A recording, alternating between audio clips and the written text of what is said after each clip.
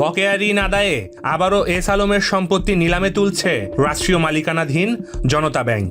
এবার নিলামে তোলা হচ্ছে এস আলম গ্রুপের company S Alam refined sugar industries লিমিটেডের ২,৯৭১ জমি। S Alam refined sugar industries লিমিটেডের কাছে জনতা ব্যাংকের পাওনা আছে ১,৭৭৭ কোটি টাকা। সেই ঋণের দায়ে এই জমি নিলামে তোলার বিষয়টি বিজ্ঞপ্তি দিয়ে জানিয়েছে জনতা ব্যাংক। সূত্র বলছে, জনতা ব্যাংক থেকে নেওয়া এস আলম গ্রুপের ১০,০০০ কোটি টাকা ঋণের প্রায় পুরোটাই খেলাপি হয়ে গেছে। ফলে প্রতিটি ঋণের বিপরীতে যে জমি বন্ধক দেওয়া আছে তা একের পর এক নিলামে তুলছে জনতা ব্যাংক।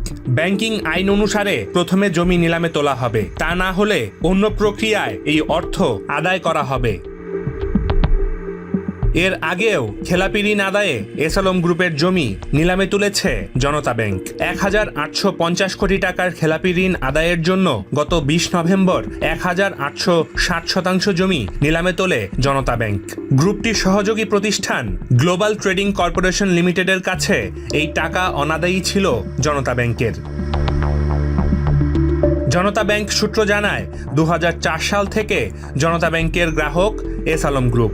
ব্যাংকটির চট্টগ্রামের সাধারণ বীমা ভবন কর্পোরেট শাখা থেকে দেওয়া ঋণের ৮০%-এরও বেশি নিয়েছে এস আলম গ্রুপ। ১০,১০০ কোটি টাকা ঋণের বিপরীতে ব্যাংকটিতে বন্ধক আছে ২,৭৪৯ কোটি টাকার জমি ও স্থাপনা। এর মানে দাঁড়ায়, এসব জমি ও স্থাপনা বিক্রি করেও টাকা তুলতে পারবে না জনতা ব্যাংক। ডেস্ক রিপোর্ট, দি ফিনান্সিয়াল এক্সপ্রেস।